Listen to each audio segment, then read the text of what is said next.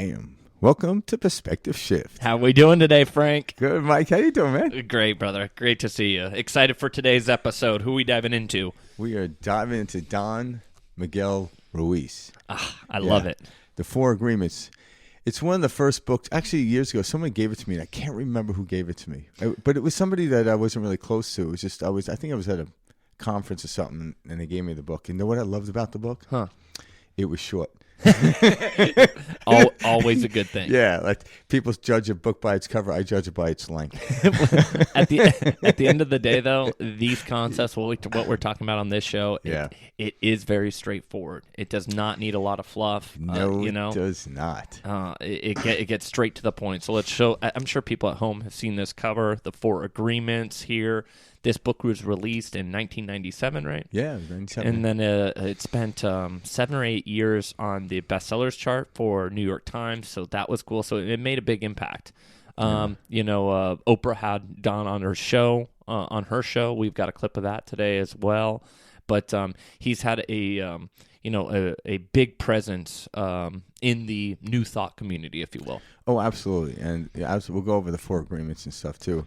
When did this come out? The Actor. It's pretty recent. It's his latest book, The Actor. Okay, so this is the most recent one. Yeah, I'm about a little more than halfway through. The book just came and I got in the mail like the other day. Nice. So again, I like it because it's nice and quick read. Yeah, it's a quick read. I know what you mean. Actually, it's quick, but it's right to the point. There's not like when I'm like if I'm reading a novel or a story, I don't mind that. But when I'm reading stuff about facts, I mean like this type of stuff.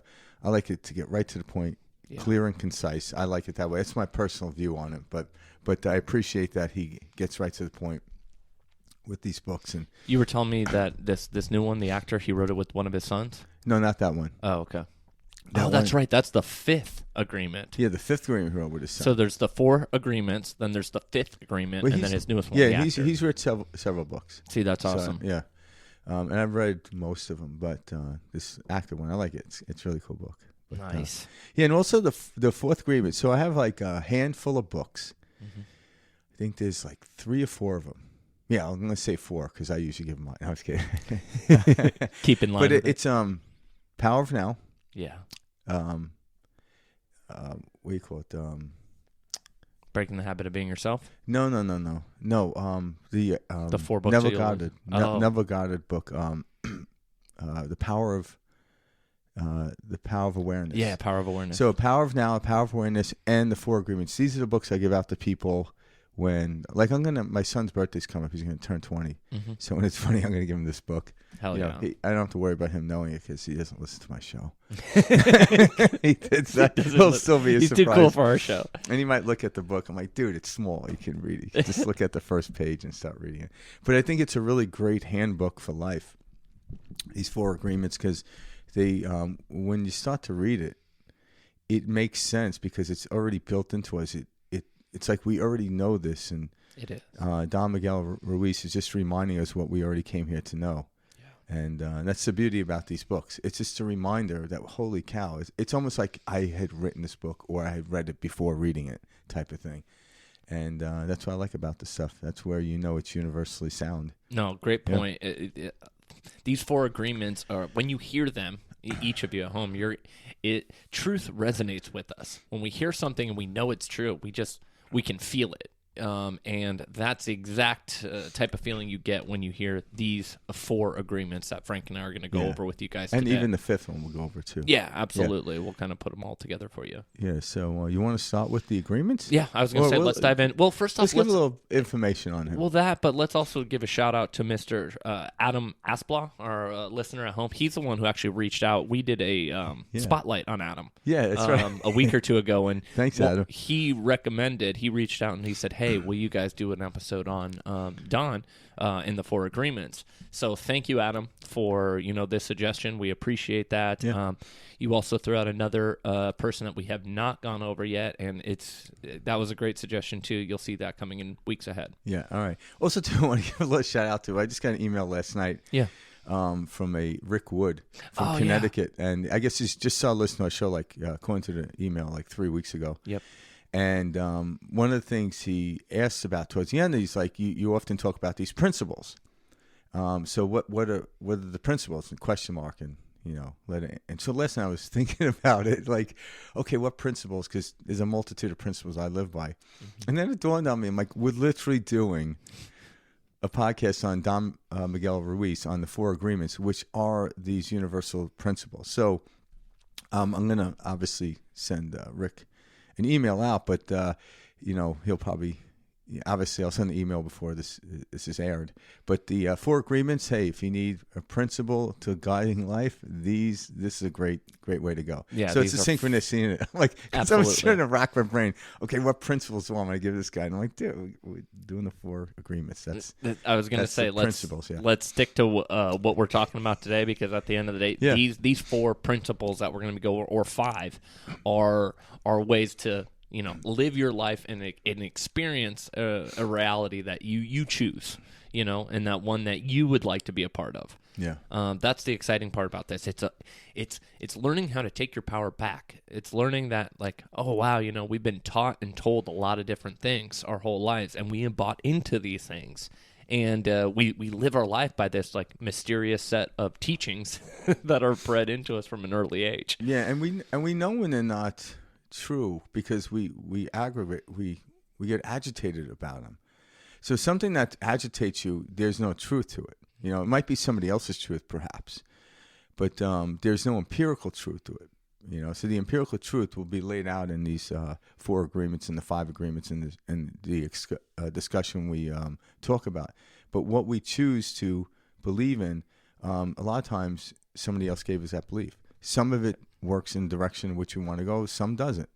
And when it doesn't, it's false. So it's about clearing out those old agreements, because that's what they are, and creating a new set of agreements. And when you have a new set of agreements, life is a lot easier to live. More pleasant, that's for sure. So a little bit about Don. He's got two sons. Don Miguel Ruiz Jr. and then Don Jose. Yeah, Jose. Yeah. Yep. Yeah. So he's got 2 sons, one of which he did write the 5th agreement with, and that's Don Jose. So that's very cool. It's a family man. The 4 agreements is about, like, Don Miguel comes from is it a Mexican Hispanic background? This is a Toltec wisdom. Toltec knowledge is kind of like how this information came to be shared. So I do want to bring that up. I think that's a good point. What else? He was a neurosurgeon, right? He was a neurosurgeon, yeah. That is a very cool fact about Don Miguel that I thought was very interesting. Just because in the way we live the world today, when someone's like an obviously neurosurgeon, they're high esteemed in understanding the human anatomy, especially the brain, obviously the neurosurgeon. So when someone can come and talk about it from this perspective, there's a little more clout. Yeah. Like when I talk about it. It's no, like, but I know what you mean. You're 100% right when you got a brain surgeon talking about it. Yeah, exactly. Someone who actually studied medicine and was on the other side. I shouldn't say the other side. It's the combination, because I think there's a gap.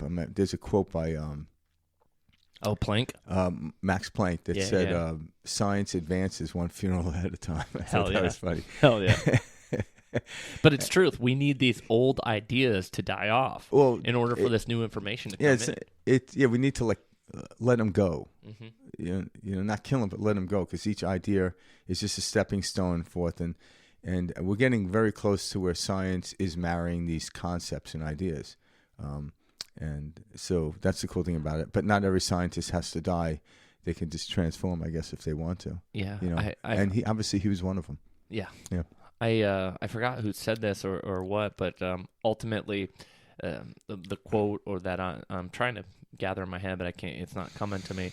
But it talks about, like, you only know as much as you know, and science is something that is forever changing.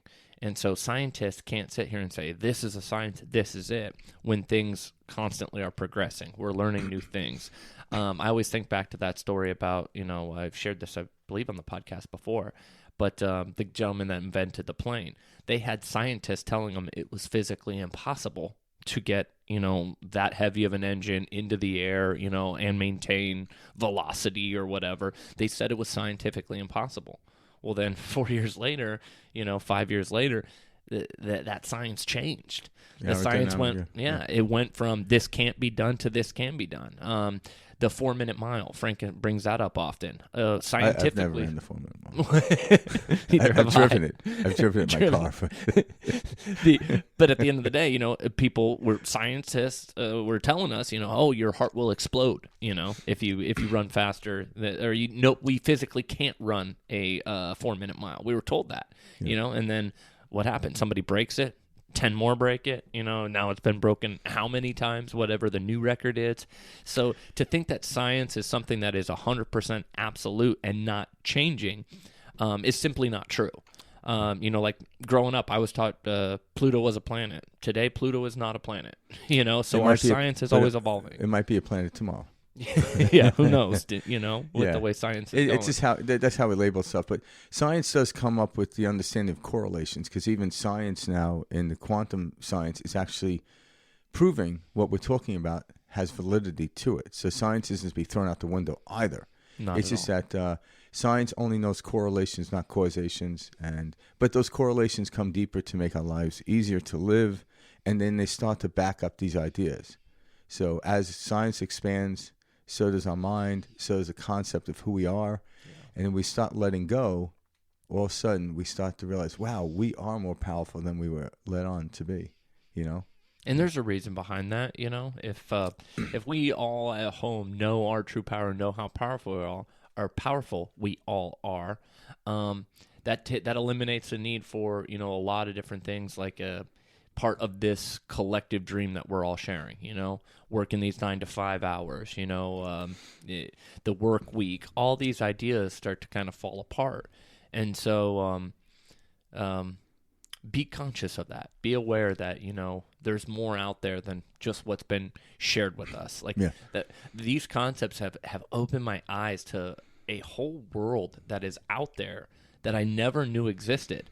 That I don't know, I growing up in this conditioned Western, culture, type of thing, I just thought it was, work, live, try to make as much money as you can, try to have the best life you can, and then die.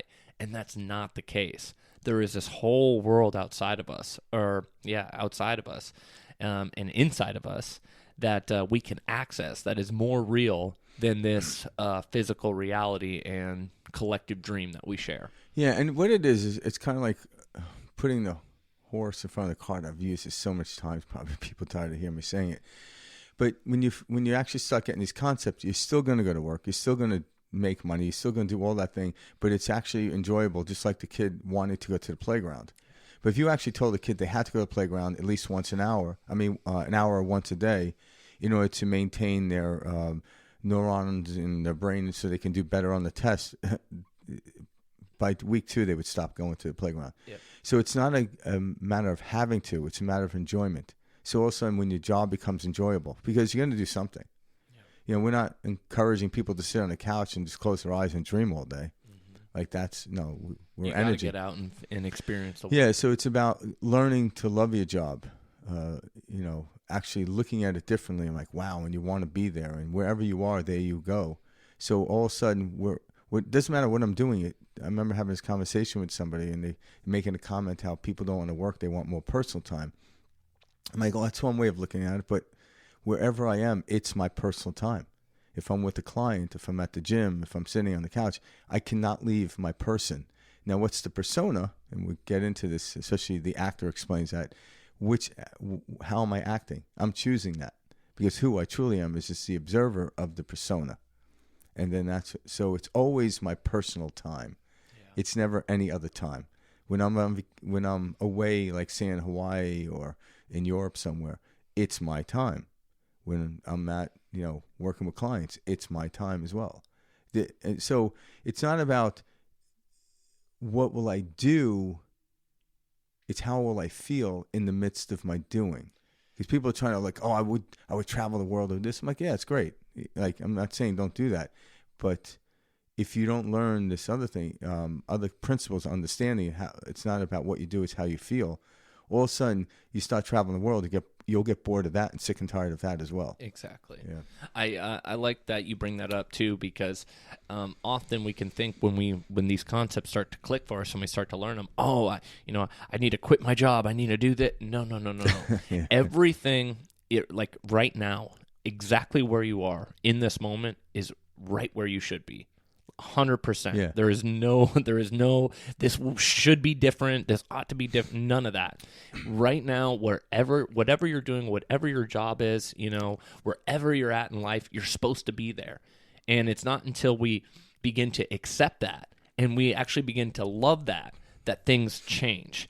And it's then, as you begin to be more loving in the situation, showing up for your job in a way you haven't before. Because we'll try to say, I'm better than this job, or, I have so much more. Sure, you do. But at this time, you're right where you need to be, because it's in this role that you're going to meet that next person who's going to, have some sort of opportunity that opens up for you and your goals, your dreams. So, don't shortchange wherever you're at, because wherever you're at is going to take you to wherever your goals or your desires are. And it's very important that we don't forget this, because I remember beating myself up over the head, should I be doing this? Should I be doing that?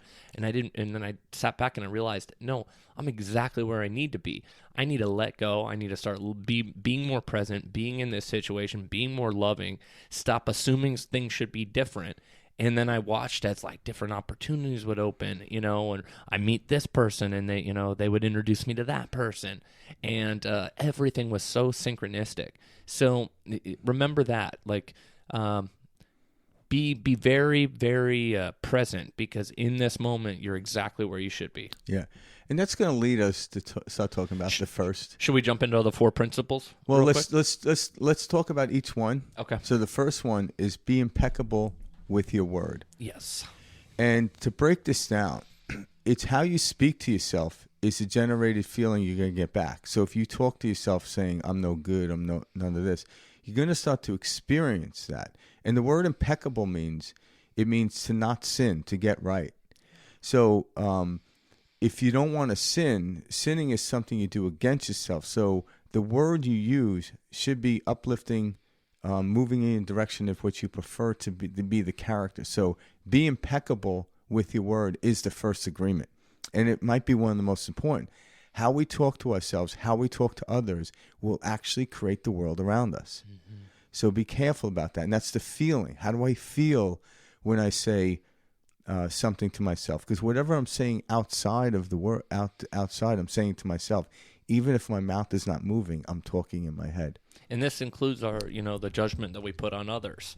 Our subconscious mind doesn't know, that we're referring to somebody else, when we're talking about a situation. So never talk poorly, about another. Never judge another, because what you're really doing is you're talking poorly about yourself. You're judging yourself. This is how our subconscious records this self-dialogue, this mental chatter. Also, be impeccable with your word in the sense of, if you say you're going to do something, absolutely do it. Well, if you say you're going to do something and you're really impeccable with it, you've already done it. There you go. Because you feel the aspect of doing that. So, yeah, because a lot of people say, stick by your word. They think, okay, I'm going to do this, I'm going to do that. I'm like, yeah, that's one aspect. It's the feeling behind the word is what we're talking about. Absolutely. Because a lot of times people record everything you say, and if you didn't act it out exactly the way they thought, they're like, oh, you're off on your word. I'm like, no, it's not the word. It's how I felt about the word. So it's about okay, what's the end result, end product?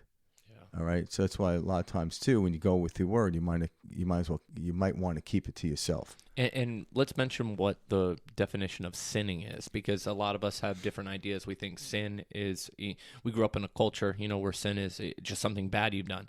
Well, no. Sinning by definition means to miss the mark. Which we can refer to as that's not what we want. We want to actually get the bullseye. Yeah. So, sin is an archery term, which comes from, missing the mark. Mm-hmm. So if we're focused and steadfast and impeccable, we won't miss the mark. Exactly. And, again, we've been taught, other stuff. So getting it right out the bat, which leads us to the fourth agreement. I'm going to jump around, but do your best. Do your best at being impeccable about your word. But if you stumble, it doesn't matter. Just be better the next time. Being your best don't overcompensate, but certainly don't be lazy about it, because that will advance you in that. Because you have to understand, there are still programs in us. So don't beat up on yourself. Well, that's the thing. When you're impeccable with your word, you wouldn't berate yourself. You would not, talk poorly about yourself for making a mistake or whatever, mishap. You get a little off course, you pull yourself right back on. And this is, again, going back to the self-talk. How are we talking to ourselves? Is this from, a place of love, compassion, or is this coming from a place of, this has to get done, otherwise, the rest of my life is going to fall apart? Yeah. Because that's just a total BS narrative. And if you feel yourself falling in that trap, that's where you need to have the self-awareness and level of awareness to say to yourself, hold on a second, am I being impeccable with my word? Yeah, exactly. Yep. All right, let's do point 2, or do you want to jump into Let's go into a clip, and then we'll hit the other points too, stretch them out. Let's do it. That sounds perfect. All right, here we go. Here's a clip. I like this clip. Nice. So, Did you become free of the fear of death when you had the car accident? I think a little after the car accident. That was 30 years before the heart attack or so? Yes, it was in the beginning of the 80s, like maybe 80 or 81. Yes. Mm-hmm. Because after that I have all those doubts. And I went into books, of course. I went to my mother, my grandfather, who used to be my teachers. And I asked them. But then pushed me in a way that I went in that direction.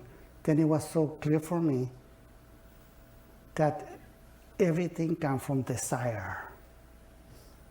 Many religions, philosophies, they say that desire is not good. Well, it's not true. It's just completely normal in humans. We all have desires.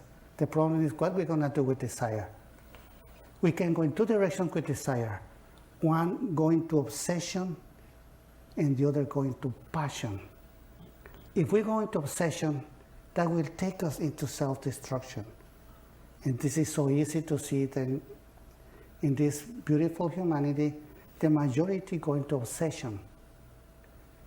With the obsession, we create all those dramas and we create all that hell, but it guides us into self-destruction. But if we go into passion, it takes us into inspiration. And it's in that moments of inspiration when you find out what you really are, knowing that there's no words in order to explain what you really are, but you just know. Then I think it's a wonderful experience, because for sure we all have in the mind, oh, what about that? I'm afraid to die. I'm afraid of the unknown. Well, there's really nothing to be afraid.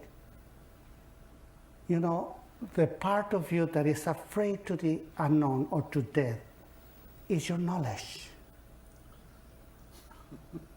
Exactly. I don't know what I'm going to do. I don't know. Well, you are the unknown. Then knowledge is afraid of you. Then whatever answer you give to knowledge, knowledge will feel good, will be satisfied with that answer. But really, you are the unknown. Because when you was, let's say, 2, 3, 4 years old, you have nothing in your head. It was completely empty. You just exist without knowing what you are. And you don't really need to know what you are. Of course, we use knowledge in order to talk about ourselves. Like with knowledge, I can say, well, I'm a human, I am male, I'm a medical doctor, I'm an author. If I go into the religious point of view, I will say, well, I'm a soul, I'm a spirit. And if I go into scientific point of view, I will say, well, I'm energy, I'm light. But the real truth is that I have no idea what I am. That was perfect. I love that clip. Knowledge, right?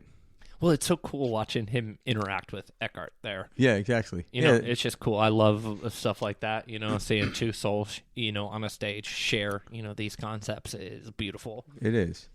And that's the thing is, we are the unknown. We're the observer of knowledge. But where did knowledge come from? Well, we made it up due to the experiences. Mm-hmm. And that's why I have no fear, because I have very little knowledge. I wrote down a couple things from that little clip, but I love how Ruiz says everything comes from desire. You know, a desire to know, a desire for this, etc. And he's like, we have two directions we can go. We can go down obsession, or we can go down passion. And he says how when we go down obsession, you know, this is the pathway of self-destruction. And so what he's talking about is a lot of us are, you know, obsessed. Like, this must be this way. You know, my life was not supposed to look like this. You know, this is how I picture my life. And we begin to obsessively obsession is we're trying to become a doctor. Mm-hmm. So become obsessed with the idea. Where passion is, you're not trying to become anything. Yeah. You just have an energy field, and where you may become a doctor, or you may become a lawyer. But passion is different. Obsession is, I have to be whatever it is that the world thinks I have to be. Exactly. Yeah. Very finite describe, this is what I need to be in order to be deemed successful, deemed important. I need to be a celebrity to be valuable. You know, I need to prove my worth by, you know, having money. And so we become obsessed with these ideas. And when things go a little off track, or something's not according to plan, we fall apart. And my life is crumbling. You know, this isn't how it was supposed to be. This isn't how I envisioned it. I've worked so hard. And we spiral in these negative stories, you know, and we beat ourselves up. And what's happening there? How we're talking to ourselves affects the world that we live in. And what I mean by that is how we talk to ourselves is what we experience. So you start saying all this, you know, this negative self-talk of, you know, what's going on? This isn't working out. And then what's going to happen is your reality is going to show you more of that, show you more of it not working out, show you more of it falling apart. And if you're not aware of this, you're going to think, what the hell's going on? My life's going to hell in a handbasket, or whatever the phrase is. Yeah. And it's not. It's your participation. It's where your awareness is. It's what your focus is on that's keeping you stuck. It's like you're holding yourself underwater going, I don't understand why I'm drowning. And you're pulling yourself, you know, further and further under the water. That's what's going on here. And to hear him talk about passion on the other side, I love that, because passion is, it's a feeling, it's a knowing. Passion isn't defined by, this must be done in order for me to have this feeling of passion. There is no defining rules to feeling passion. And that's what he's getting at is, you know, you follow your path more in that direction, and you'll be so surprised at the gifts and the blessings that you receive. Yeah. I recently heard a quote somebody said. I don't know who said it. They said, knowing at a young age, if you want to be a doctor, a lawyer, it will happen, but that is your curse. Not knowing what you want to do opens you up to a world of passion and then discovery. And it's not the hard way to go. It's the easier way to go. But thinking you know what it is you want to do is going to lead you down that road of destruction. But just opening up, because kids didn't know they wanted to go playground. They just ended up at the playground. They didn't know they wanted to be friends with that person. They just became friends with that person. They didn't know they liked chocolate ice cream. Yeah, they didn't have to. They just knew it. But all of a sudden, the passion, and that's getting back to, again, another way of looking at the childlike state, is the passionate state, not the knowing state, because we only know what we know. We know very little, because I can only know what I've already experienced, and what I've experienced can lead me to know other experience will happen. Yes, it's a good sounding board, but it's not to be reiterated to get something. I can't scare myself. Yeah. I can't make myself, I can make myself laugh. I do it all the time. I love that. Yeah, I'm simple. But, so knowledge is something that is old. Knowledge is something that's in the past. You know, even Einstein said, imagination, that's what we're talking about here with passion. is far greater than knowledge.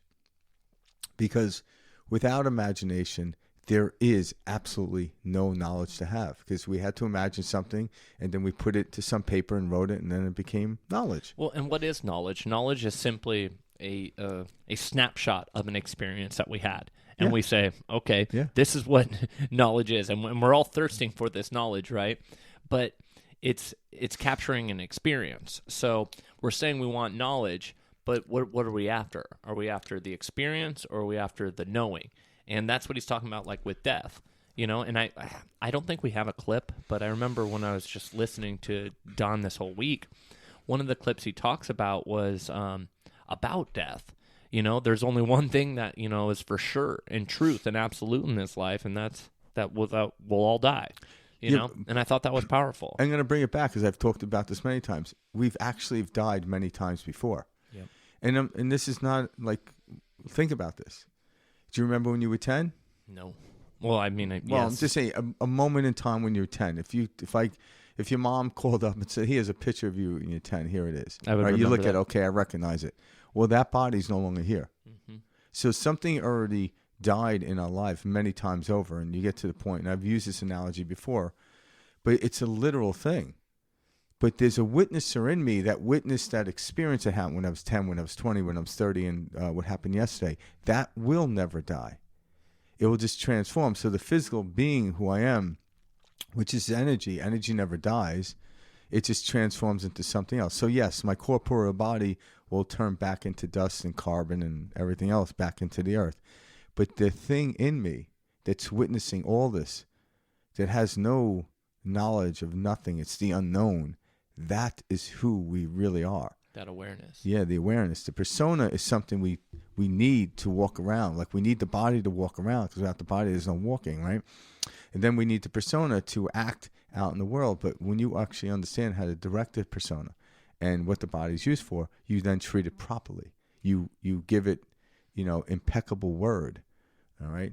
Now, what is the second agreement? Yes, let's dive into it. Okay, so the second agreement by Don Miguel Ruiz is don't take anything personally. And this is one of my favorites.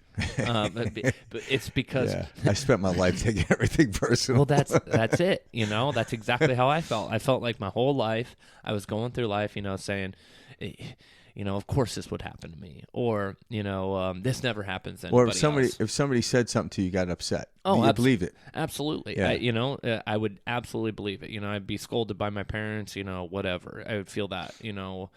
They must be right. Same thing with growing up and you're interacting, whether that's a romantic relationship, a friendship, whatever. You take these things personally. Oh, this person is doing that to get me upset. They're doing this to really piss me off because I did this. Oh, this is so petty. And what are you doing? You're creating this whole narrative inside of your head about why this other person wronged you and why this other person did this to you. We take everything so personally, when in reality, people's actions, actions, words, etc., are nothing but a direct representation of how they feel about themselves. And so this took me a while to truly understand, but if somebody, is getting in your face, or they're all over you, that's saying a lot more about where they're at, and how they're feeling than it is about where you're at or what you're feeling. If we're allowing the outside world to tell us how to feel, there's no way we're ever going to find peace and happiness. We're going to be going round and round and round in circles. But here, when you learn to not take things personally, this changes the whole ball game. You know. And the way to do that, because you got to understand, like people are like, oh, how do I not take things personally? Well, understand that you were told how to act if someone called you stupid. It's not a direct something you want to accept. So you then learn to get upset because they taught you to get upset. Someone says, I love you, you learn to praise them and get happy about that. So we're taught this ping pong game of back and forth of this happens. So when a set of circumstance happens, it's like literally walking in a field of landmines, you just got to be careful. You might step on one. I'm like, that's a weird way to live life, but this is how we were taught. So how do we get beyond that? One of the exercises I was taught to do is when someone says something, and literally just take a moment, maybe it happened yesterday, maybe a week ago, that someone said something that dinged you. Well, ask yourself, like, what did they say? Well, they said I wasn't good at my job. Are you good at your job? I believe I am. Well, how do you know they're right? And then you start asking, why? Why did that upset you? Because they said I'm not good at my job. Why does that bother you? Because I might not be good at my job. Why does not being good at your job bother you? If you keep asking the word why, you'll get to a place where there's nothing. It's silent. It's the unknown. Who knows who's really good at anyone's job if he keeps advancing? You know, I heard people talking about, like, when football first started, like what would be considered the elite athletes are being drowned out by today's high school kids. Yeah. And I'm thinking, like, yeah, you can make that comment, but 50 years from now, it's going to be the same. So when do we stop this comparing from the last time? So who knows this? All right? So when you start asking, why does that bother me? How? And you keep going, why? You'll come to a place where there is no answer because it's unknown. That's a good way to peel back the onion and get to the place where, why am I getting upset at this? If you don't know, then don't get upset. Yeah. And that's a pragmatic way of doing it. He mentions that in The Actor. He kind of brings upon that. We were told how to act, like, even like if someone gets upset and you're trying to console them, you have to act like, you know, you care. Yeah. and it's, the truth is, you don't want to see that in anyone. So you have to then pretend that you care. And then through that, it's surface acting. They can tell you're inconsiderate. You can tell that you're not really at that level where they are. But sometimes you can't get at that level, but you do it because you don't want them to be upset with you. So then we start acting ways we don't want to act. So that can happen too. So you might not be the victim in this place, but you might be the person that's dealing with someone that's a victim. And that becomes a very tough dance as well, because you can't live that dance.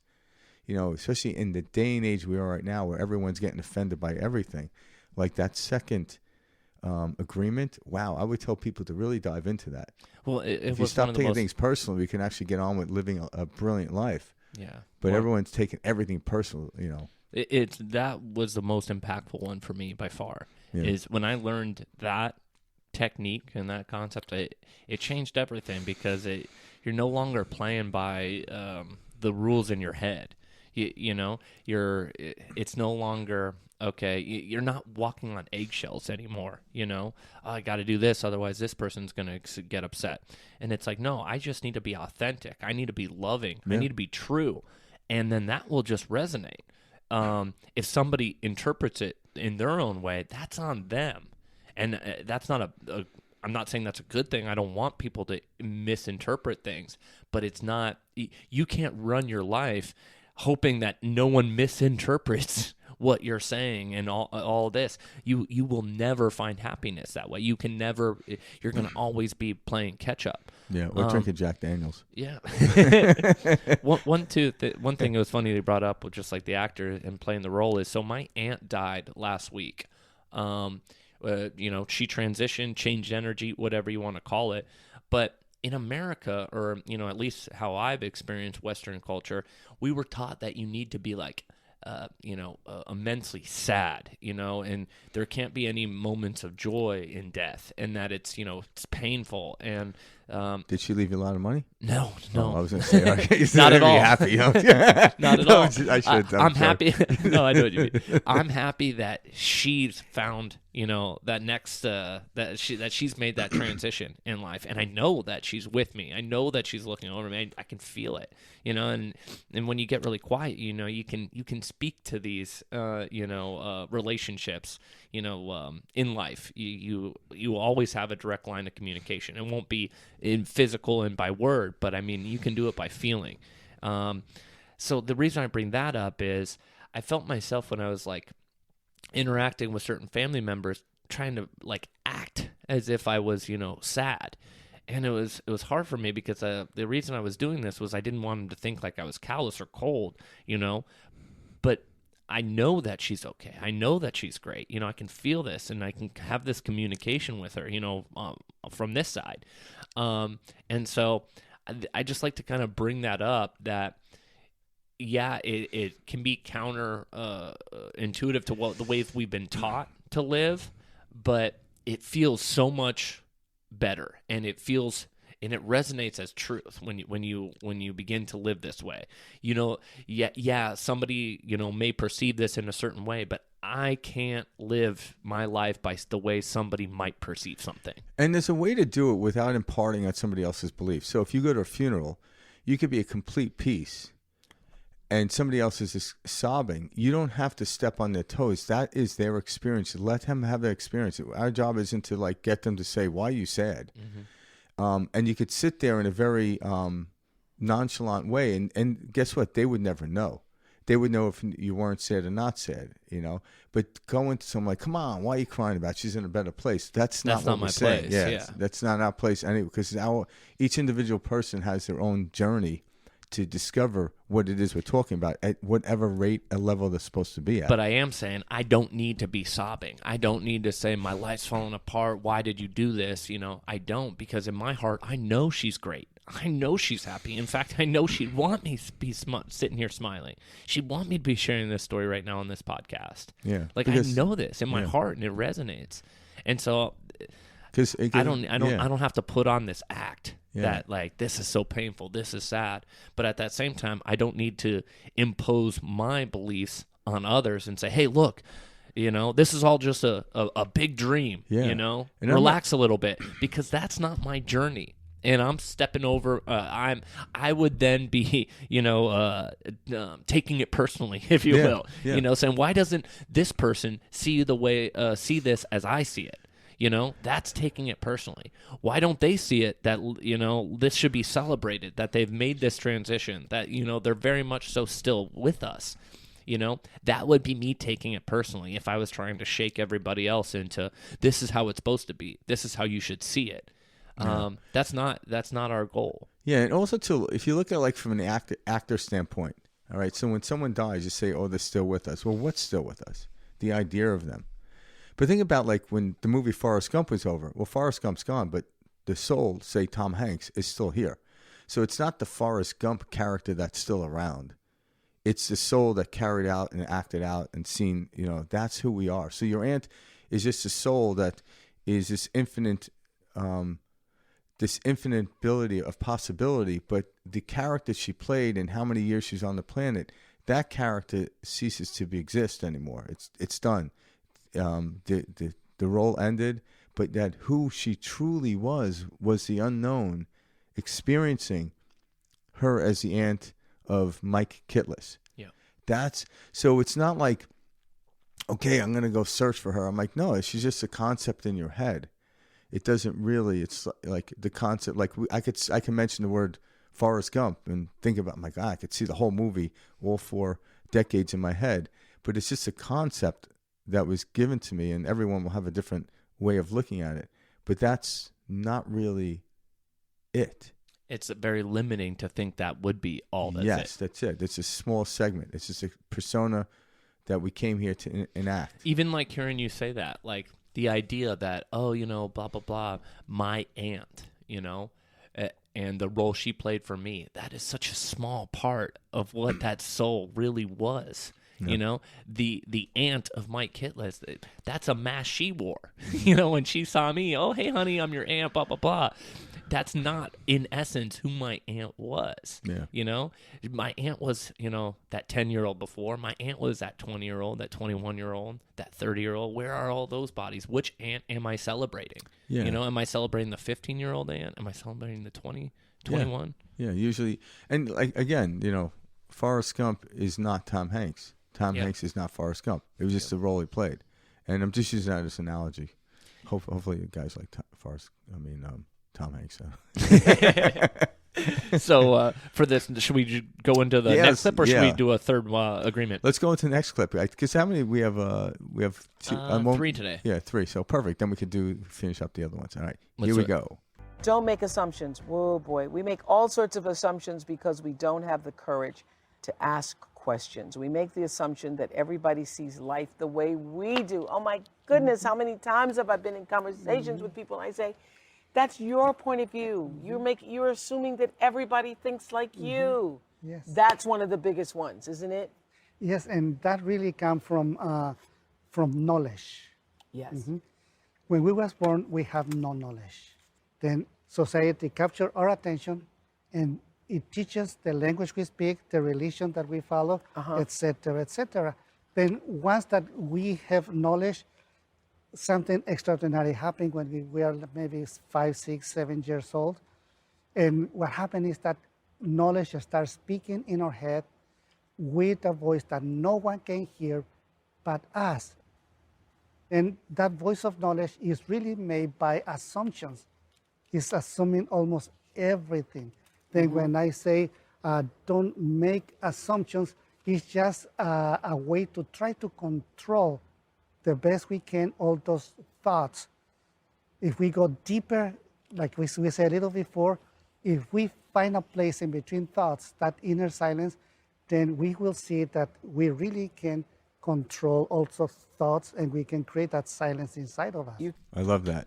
Me too. So knowledge isn't how it is. Knowledge is how it was. There's a difference. How it is we have no idea. It's a whole new field. So I love how he said that. Yeah. Yeah. One thing I took from it was knowledge starts speaking in our heads. And I thought that was cool because he starts talking about, 5, 6, 7. Well, we've talked about this in the past, but up until about age 7, our brainwaves are in an alpha theta state, and we are taking in information. Our subconscious is just taking in information up until age 7. And then it's from there that, as in Don's words here, says those assumptions or that knowledge starts speaking into our head. So we take in these experiences for 7 years. And then what happens after those 7 years? Okay, now we're going into more beta brain waves, normal talking, interacting, etc.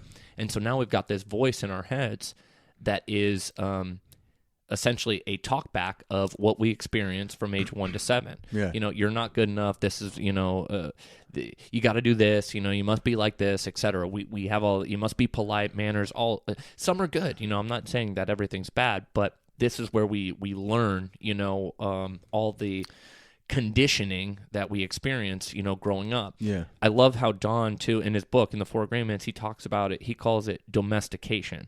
And Frank and I were talking about this off air before we started, but he talks about how we're domesticated. So we're given a name, we're given a language, we're given a culture, and we're taught to defend this. Like, this is who you are. What do you mean this is who I am? I was just born. You gave me all this shit, and you're telling me that this is who I am now.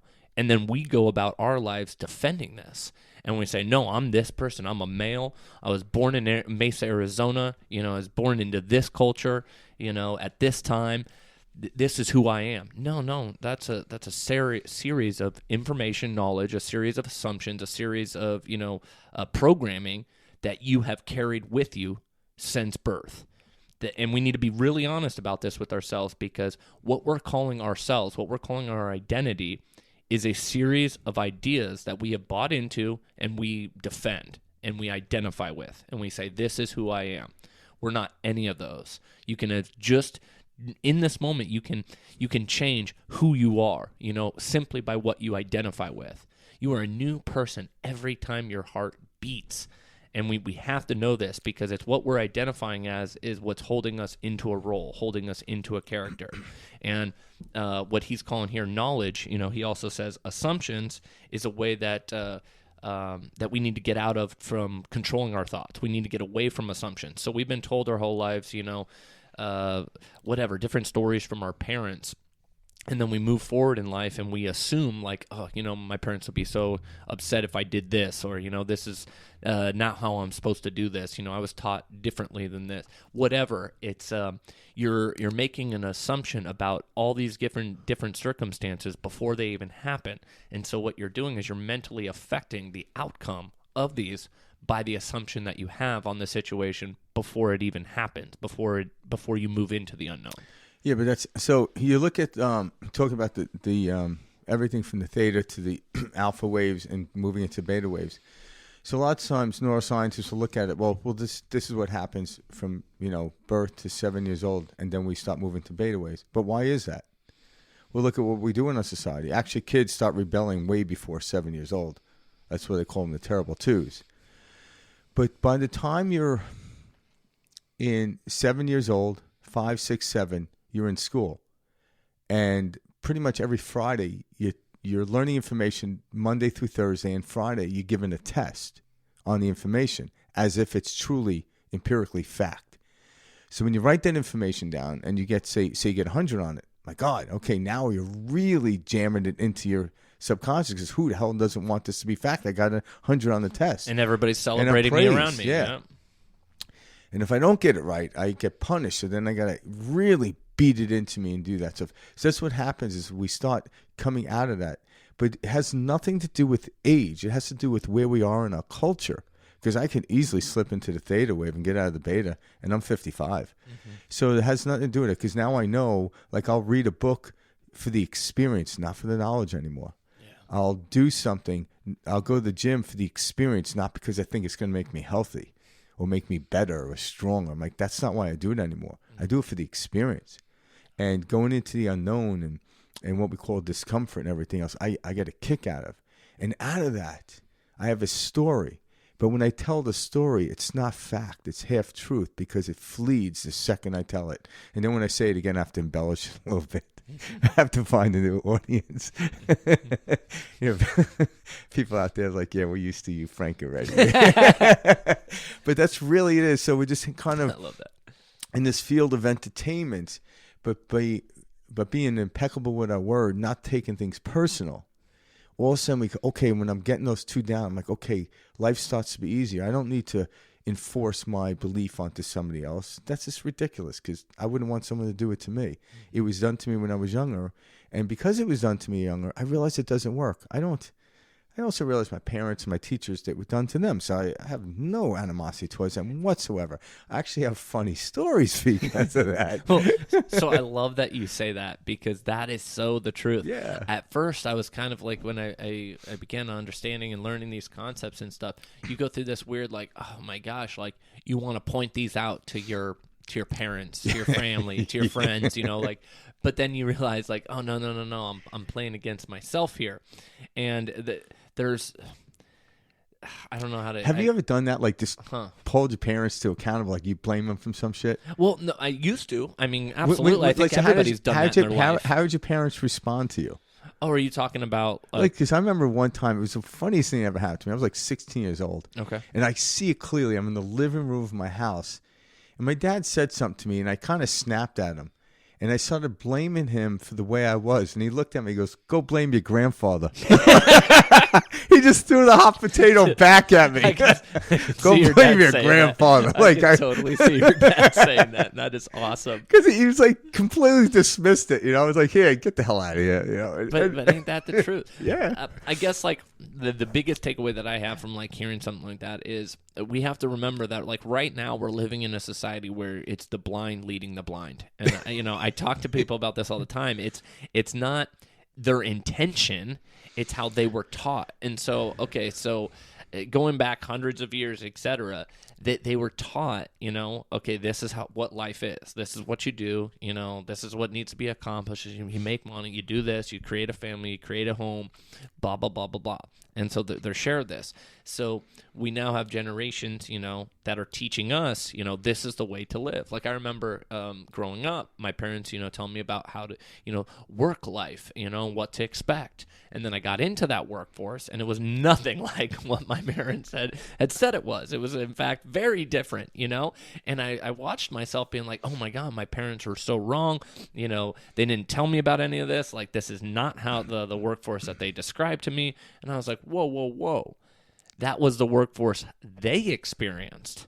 And that's, their interpretation. And they had that for them to share that information with me does not mean that they are wrong. That's just simply their experience. And now I'm experiencing this, in my way. And so how can I, take control of this situation? How can I find the best, in this situation? And that was a big light bulb moment for me because, again, the information that comes to us is shared because it was or is an experience for somebody else. And we don't need to live by somebody else's experiences or somebody else's story. We need to learn to live by our own.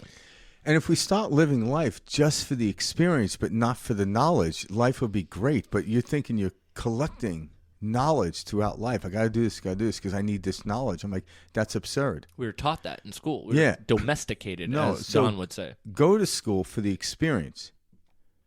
That's period. Do anything for the experience. Don't not do something, but don't try to get something out of it. Something will come out of it.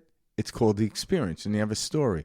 And then one story led to another. Like, you think about, like, I'm going to bring back Forrest Gump again. Okay. Forrest Gump was a brilliant story because he wasn't trying to get anything. Yeah. But when you look at what he amassed in the character in which he played, he gained everything but wanted nothing. Everyone at the end wanted to be Forrest Gump. In the beginning, they didn't. You know, they're like, this guy's a little slow, and he's a little odd, he's awkward. But in the end, it's like, wow, that's the person we want to be. Because there was no assumption, no want, was impeccable with his word, and didn't take anything personal. Yeah. Except when it came to Jenny. It really is a good movie. Yeah. It is, because it's a telling story about a soul that walked through this planet and everything gravitated towards him. And, if you think about it, we're all doing it. The story was formed by he was sitting on a bus stop telling a story, waiting for a bus. Yep.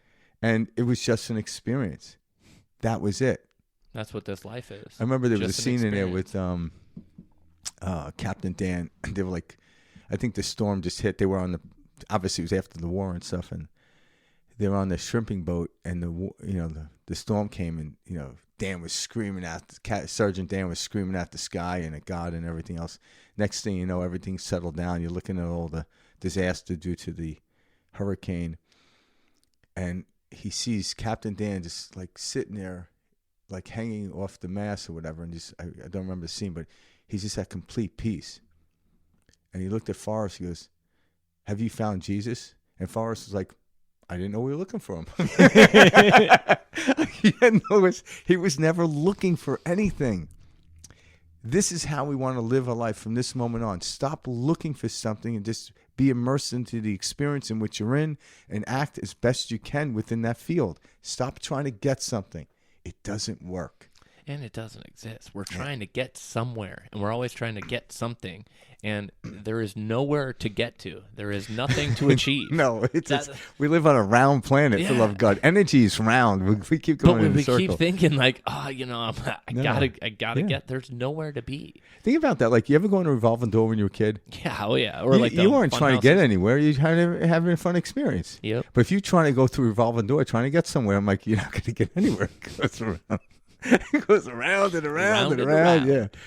Oh, I used to love watching adults get pissed off when I went to the ones out. No, you go in it, and then you would stop it, and it's like you trap them, like you little bastard, God damn it, little Frankie! Move it! Let me get through this. Yeah. I got places to be. Yeah, exactly. Oh, there's nowhere we have to be, guys. No. That's an idea that we tell ourselves. Yeah. Let's jump into Agreement 3. Yeah, what Agreement 3? What is Agreement 3? So Agreement 3 is, and this is a good segue, Agreement 3 is don't make assumptions. God, I do that all the time. Yeah, well, we all do. Hence the reason for this show. And yes. The reason we love talking about these concepts is we've got preconceived ideas that are in our heads, and everyone has these narratives. We picked them up from our family. We picked them up from our friends. We picked them up from our teachers at school. About this is how the way the world is. This is the way things are.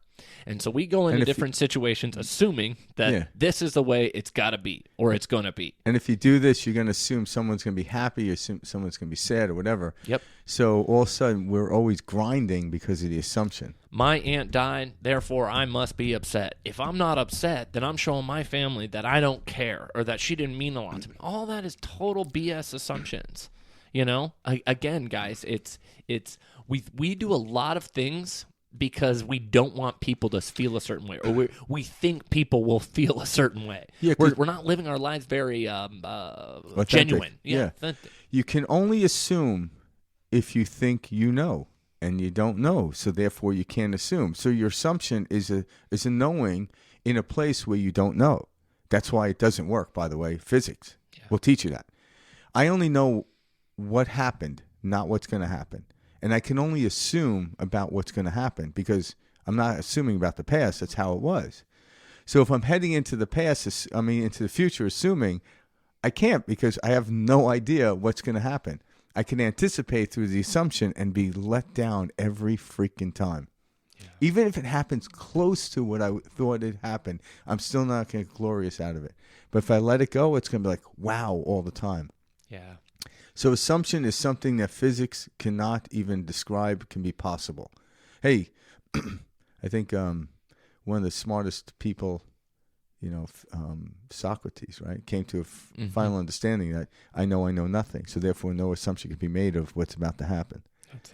I don't know if he said it that way, but I just did. But it was a good paraphrase. At the end of the day, assumptions are assumption. that. You need the knowledge of what's going to happen in the future, and no one knows that. So assumption is something you don't assume. Well, also, assumption affects the outcome of an experience, and I think that's important to bring up. It affects the outcome because you're pissed off. Well, yeah.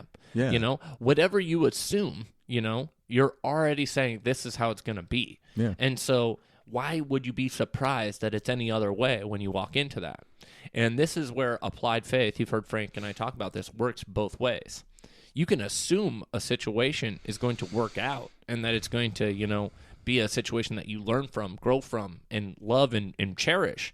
Or you can assume this will never work out, this is hard, this wasn't supposed to work out, this never does work out, and that's what you'll experience.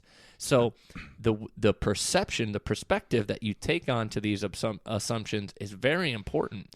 And the best assumption is no assumption, like Frank is talking about. Yeah. It is going into a situation blind.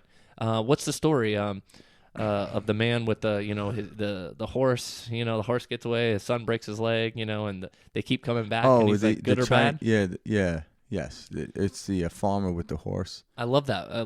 You want to summarize that real quick? So the farmer's horse runs away, and his neighbors come by to console him. He's like, sorry about your horse running away, because the horse was what helped plow the field. So it actually brought money into the family. And he says, bad news, good news, who knows? And then like a couple of days later, the horse comes back with a whole herd of horses. So the neighbors come by to congratulate him. My God, look at all this horse you have, congratulations. He goes, good news, bad news, who knows?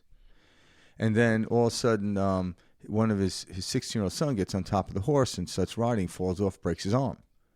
Neighbors come to console him. Sorry about your son. He says, bad news, good news, who knows? And about a week later, the Chinese army came by to gather up everyone 16 or older that was a male to fight in the war. He couldn't fight because he had a broken arm. Neighbors came by. Congratulations. Saved your son from war. Good news, bad news, who knows? We don't know how this happens. This is mere experiences. Now, the one thing I want to clarify when it comes to assumption, what Don Miguel Ruiz is talking about with assumption is assumption of things have to work out a certain way.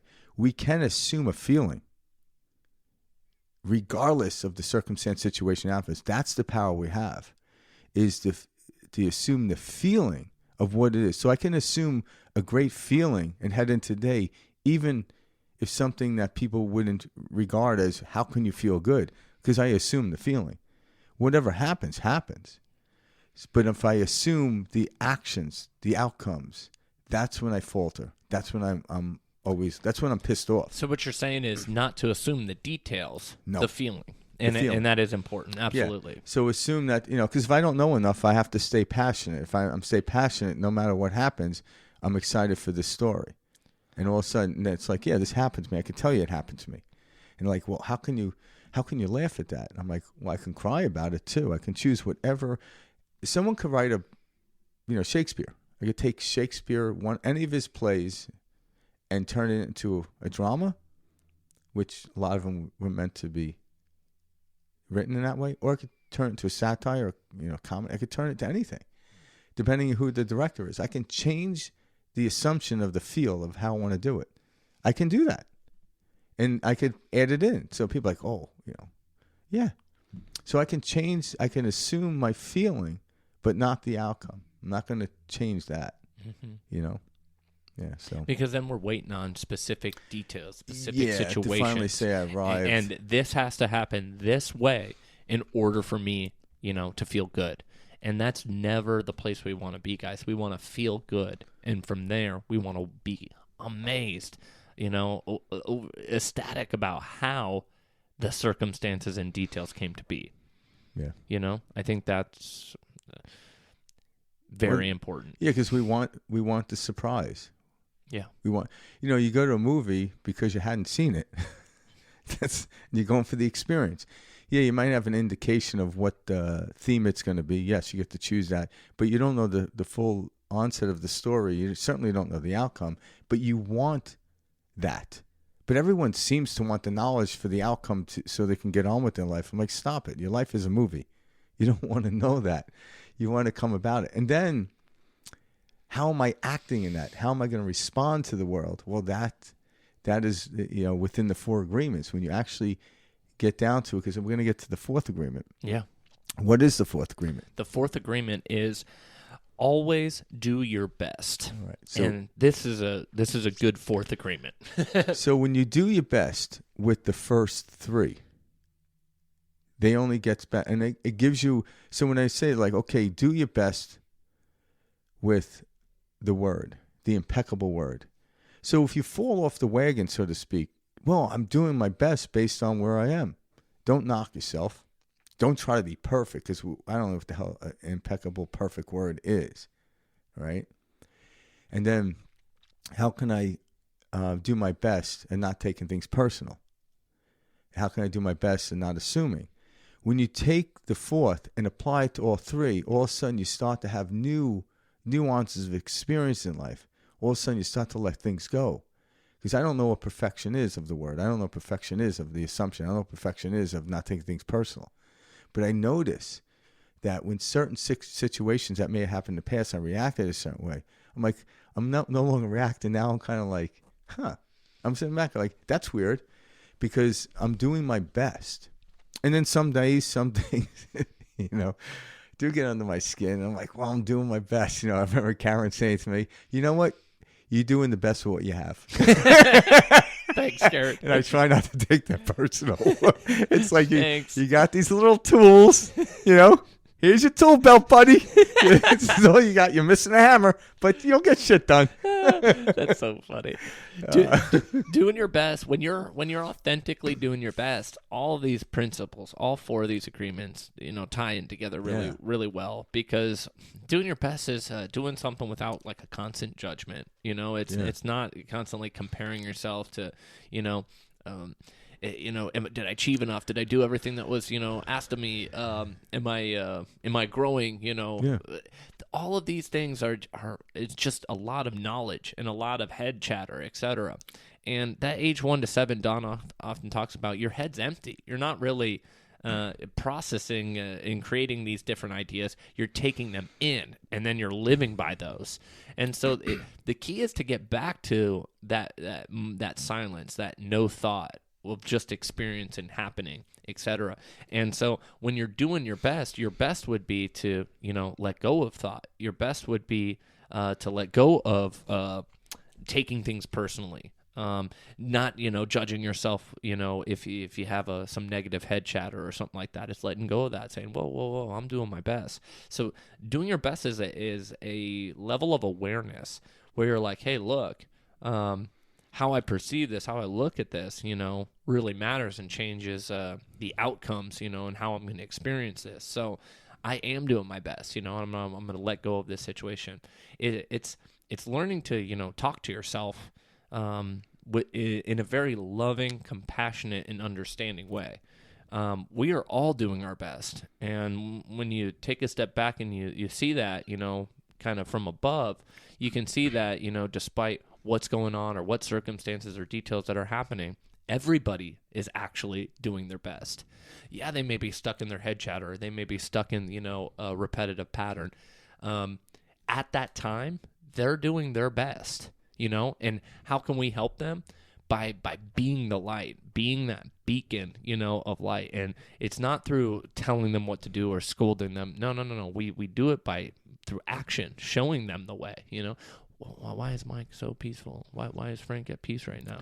What am I doing that he's not doing? And then you kind of share, hey, why do you feel good right now? The world's more going like, to hell. why is Eckhart Tolle so peaceful? Yeah, but like, you see, Yeah. it's things like that, and he's doing his best, just like we're doing our best. Yeah, and we also want to assume that we don't want to assume that somebody is struggling. Like if someone's struggling, they're going to let you know. You're going to see it.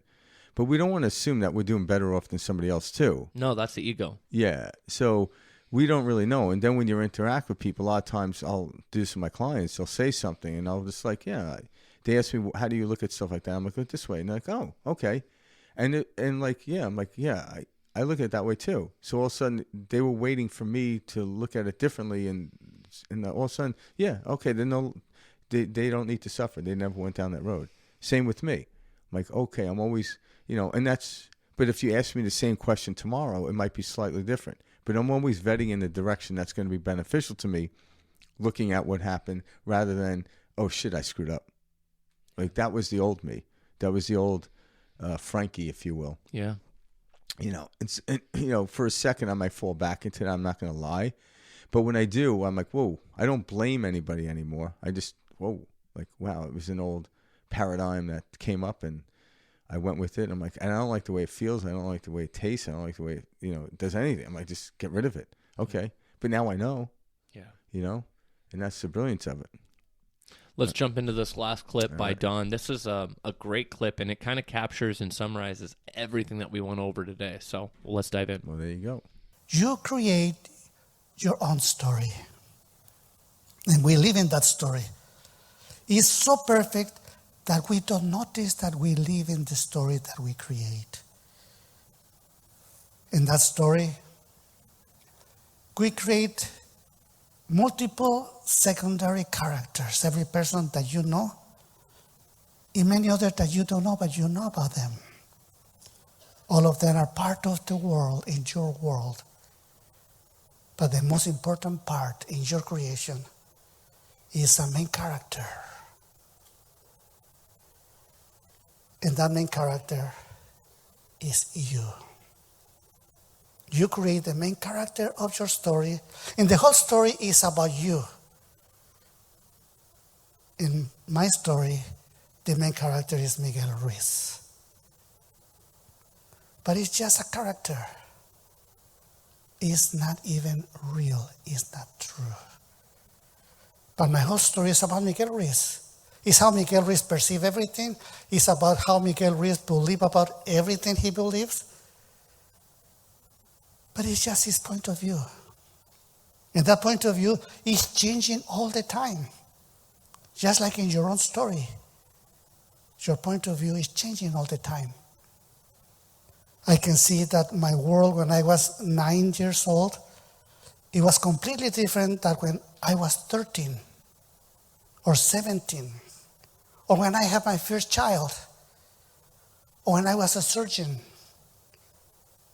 or when I was a shaman. It keeps changing all the time. Every day, every moment, I change my perception of the world, of my own world. Change is constant, it's always changing. Just like you, just like everybody else. I live in a story as you live in a story also. The story that you create, your own story. Sometimes people ask me, Miguel, what are you? And yes, I can justify my existence with all the excuses that I know. I can say, well, I'm a male, a human male. I'm a surgeon. I'm an author.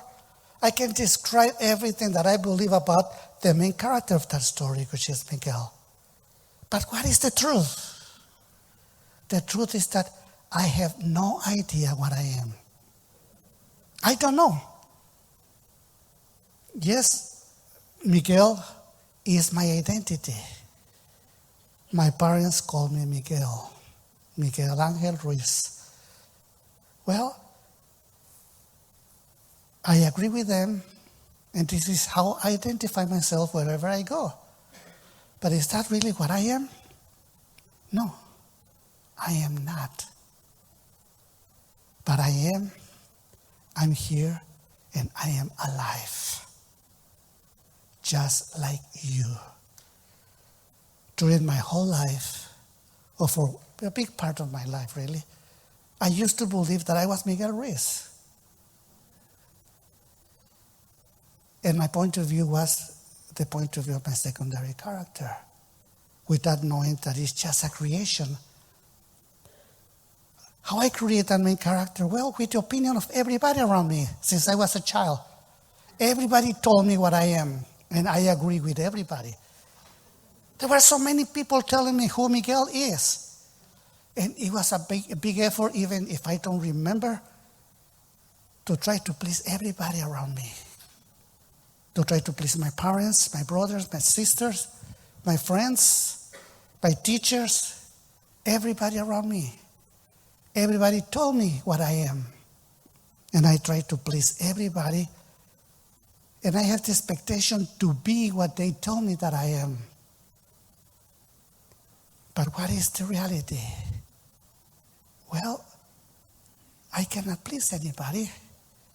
I hardly can please myself. How can I try to please everybody to tell me who I am? It's not possible. Then I discovered, well, this is not me really. It's just my identity. And yes, that beautiful story is about Miguel, the story of my life. It's just a story. I know. Yeah. You know what it reminds me of? We a couple of weeks back, or I forgot how long ago, we did Rupert Spira. Mm-hmm. So a lot of times people are like, it's a very difficult concept to understand, but he said it exactly this. He said it differently, but he's talking about exactly who he is the witnesser of the character that he's playing, and who is Don Miguel Ruiz, right? Well, depends what day of the week it is. He Yep. shifts the character. Depends right? on what environment that character or is what in. environment he created for the character went into, and how he responded to the environment. But who he really is, who we really are, and we're all one in this universal mind, is the witnesser of it. So therefore, if you know that, it's easy to be impeccable with your word, to not take things personally, to not assume, and then to do the best you can because you're the one in charge. And then that leads us to the fifth, which he wrote with his son. The fifth agreement is be skeptical, but be willing to learn. I mean, listen. Yep. When you listen, you can notice that it's just a story. Don't get pulled into it. See how it can. So when I hear other stories from other people, I can frame the character of myself moving into the next scene of my life. Like, okay, I'm going to take a little bit of this. I don't take it fully. I don't join a cult. Mm-hmm. I step outside of it, but I take a bit of that information. I'm like, okay, let me try this. I'm going to add a little bit of this character into my role as I move forward. And that's how I mold that. But the witnesser who's witnessing it, that's directing it, will never change. That's who I truly am. But in the world we live in, someone's like, who are you? I am. Be a very odd conversation to have with somebody. I am that I am. Well, that's the thing. We're at that moment really we're playing on the theater. Yeah. We're playing on the stage. This is what I do, blah blah blah, etc. And we like to tap dance. That's why we do it. Yeah. We like to entertain. So, but don't get caught up into the entertainment, because then you get lost in it. Well, I want every listener at home right now to think about who are you and what expectations have been put on you. Yeah. Like this is what I started to do when I hopefully you weren't started wasting listening to time. these things. Well, Yeah. like at the end of the day, like, what expectations have you been told that you're this type of person and that you must achieve this? And who are you trying to make happy right now? Are you living up to your parents' expectations? Are you living up to maybe your spouse's expectations? Are you living up to your expectations? Like, ask yourself this very honestly. He says in that clip, and I like this, but he says, I used to believe I was Miguel Ruiz. And I know what he means by that, because I remember when I really believed that I was Mike Kitlas. And Mike Kitlas was,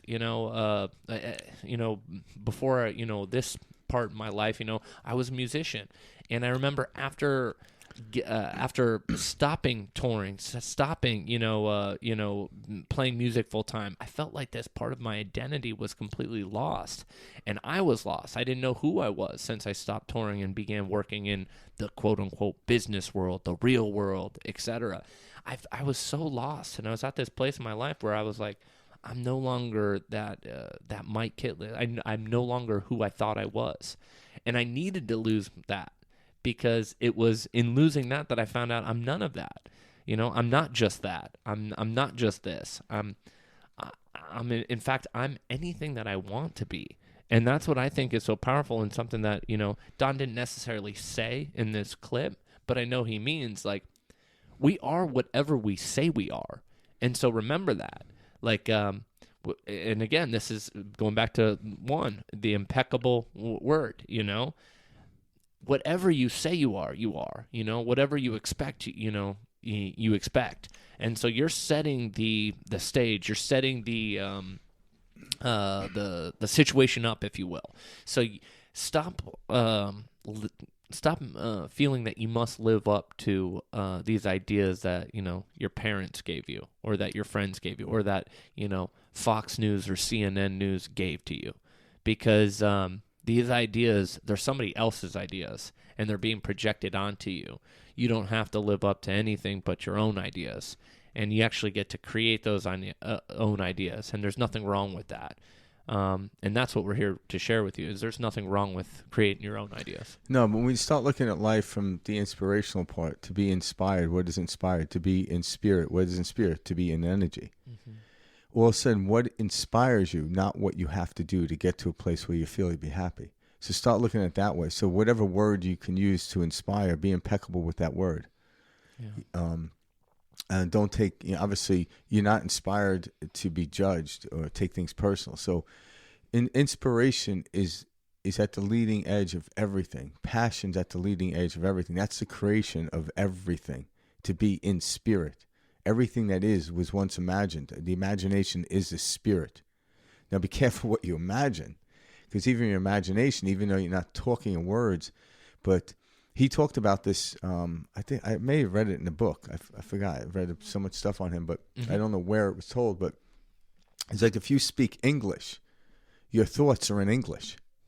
You're not speaking English in the verbal sense, but when I'm thinking in my head, I'm in English. So if I spoke Spanish, or maybe I could speak a different couple of languages, depends which language I choose. I'm speaking it in that language. It's still a physical thing. It's still a thing all of a sudden, but yet then I can manifest it out into the world. So be careful about even how you think, because that will eventually become who you are. And if that's not who you want to be, enact in this world, because who you truly are is just the observer of your thoughts. But sometimes you don't realize that. You think, oh my God, why am I thinking this way? Well, who knows you're thinking that way? Connect with that. The observer. Connect with the observer, and then choose, okay, heading into the next scene, how do I want to act? You're the director. How do I want to observe? Yeah. What do I want to observe? Yeah, and then you act it out to observe it, because I want to observe the best in this situation. Yeah. The best outcome. Yeah, so if I'm a director, say I'm a director and I want to see the main actor in the movie do something so I can actually observe it, I have to then direct the actor. So I am the director and the actor in the movie. I could be swayed, I could be tricked by other actors in it, other co-actors, but I am the lead role in my story. Mike is the lead role in his story. I'm just his co-actor in his story. Mm-hmm. And so him even trying to get to understand who I am is fruitless, because I don't even understand who I am. Well, it's funny you bring that up, because at the beginning of this clip, Don talks about understanding secondary characters. Anybody outside of yourself is a secondary character. Your parents are a secondary character. Your boss is a secondary character. Your children are a secondary character. We may not act this way or perceive it this way, but we need to start to, because well, you'll learn too. You don't need to. You'll find out. That's true. Yeah. Don't need to do anything. If you look, it feels better. Yeah, if you look at it that way, it changes your perspective. But it's still, we don't really know exactly what this is all about. But if you just head into and just have just chalk it up to an experience, like experiencing your children is amazing, but trying to get them to do stuff like clean the room and get good grades, that is where the treachery of a parent comes in. Well, why do we say, oh, they have to do this? Again, it's like, if they're not doing this, they're disrespecting me. Well, if they're not doing that, if they don't do this, then they're never gonna get a good job or what. These are all ideas. And why do you think we do that to kids? Well, again, we're living vicariously through them in a sense, and it's we're projecting ourselves, saying I'm them, they're me. They're an extension of me. If they don't do this, it's going to look bad on me. That's what I mean. Because you're sending that child out into the world as a representation of you, but they really aren't. That's not what they are. Correct. No, it's just like you're not a representation of your parents, because that would be absurd for you to think that. Yep, and that's easier to understand at first. Yeah, well, because people are like, no, I'm like, well, stop doing that to your child. Exactly. Exactly. You can lead the kid, and it's about teaching your kid to go within and create the character in which they would be proud of, they would be excited to watch, see. But they stop saying this is the way to do it. You don't know the way to do it. Shit, we're still figuring out the way to do it. Nobody knows. Yeah, and the only constant was at the fourth law in the how I look at it. There's four laws, but the fourth law, we all know this. Everyone has a set of laws that's universal and empirical. Is change is the only constant. Yeah. Everything else. So you can't hold a perception. And Ruiz talks about that. Yeah, but I can hold a perception in a certain frequency, in a certain light that I deem to be good or I deem to like and enjoy. So I create that perception, but my perception is continuously changing. So as time goes on, my perception of self-doubt diminish, where my perceptions of, man, that was a great experience. I'm more powerful than I think. I'm more powerful than I am. But I am doing my best with the power and where I am. I'm not trying to over embellish and exaggerate. I'm just trying to one step further than I was yesterday. And that seems to be amazing. It seems to be an amazing experience. I don't know how fast I'm supposed to run, but I like the pace I'm running. Some days it's slower, some days it's faster.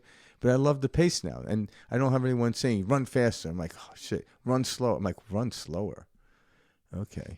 All of a sudden now somebody's in charge of me running, and I wonder why I'm frustrated. Yeah. Funny how that works. It is. That's why I run alone. I did have a great time reading, and researching Don Miguel Ruiz this week. So thank you guys for, or thank you, Adam, for this suggestion. This was a great person for us to touch on. Like Frank shared earlier, he's made an impact on our lives years ago, and still to this day, he's making that same impact on many other lives out there. And so, thank you, Don. Yeah, thank you. And obviously, the book itself, the information is what's making an impact, because he'll even say he's just a character that wrote it, that came through him. So. But if you like what you heard if you're on YouTube, go down and hit the subscribe button, and or Instagram, you can DM us, and also too, send in. A lot of people are sending in emails. We really like it because it gives us more information, and it also helps us form our perspective of who we are. Absolutely, because we like to get more involvement of other people to shape who we want to be next, right? So at perspectiveshift2020@gmail.com. Also, to anyone out there wants a personal guidance, a coach, I do coaching at you can go to Daly Coaching. That's DALY Coaching at gmail.com, and you could email me there, and I give a 30-minute discussion for free. So we just get into it to see where you're at or what have you.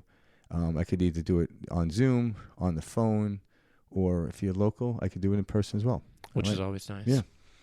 But we really appreciate you guys listening to this week's episode, guys. Like Frank was saying, reach out to us, Perspective Shift Perspective Shift 2020@gmail.com. Thank you to everybody that's been writing in. We've had some great discussions recently, so we're going to keep up with our Perspective Shift Spotlight. posts featuring. or features. Yeah. That way you guys can kind of stay engaged with us, and we really appreciate you guys sharing your short stories with us at home or here at Perspective Shift, because that's what this is all about, guys. We're a community. Frank and I are growing and learning with you and in this time just like you are, and so it's cool to hear your experiences. We'll see you guys next week. Peace out.